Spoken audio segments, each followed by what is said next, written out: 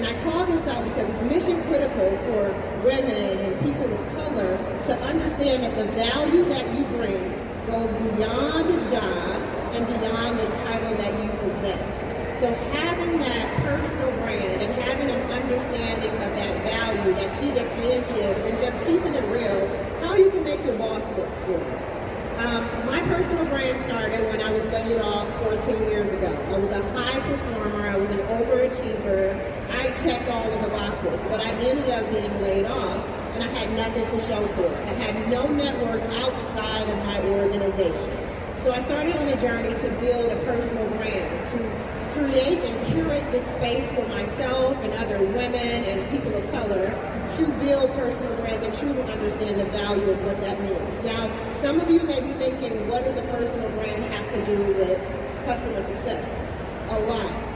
I say this because in this digital age, in spaces like LinkedIn, those individuals who show up and share value add, who share expertise, who are thinking from the perspective of their customer and sharing solutions to the problems that they have, create better value for them and their organization. And the last point that I'll bring up, I saw a stat recently that said organizations that have individuals who have personal brands have 24% higher customer retention rates.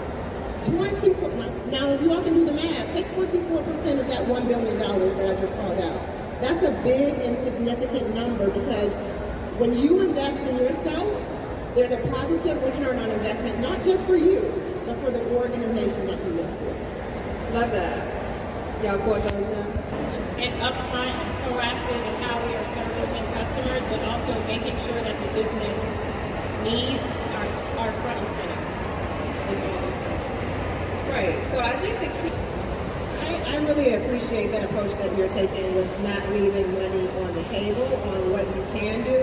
Even I go into it like, I don't know how this is going to work, but empathy is really like, help me understand what your current landscape is, help me understand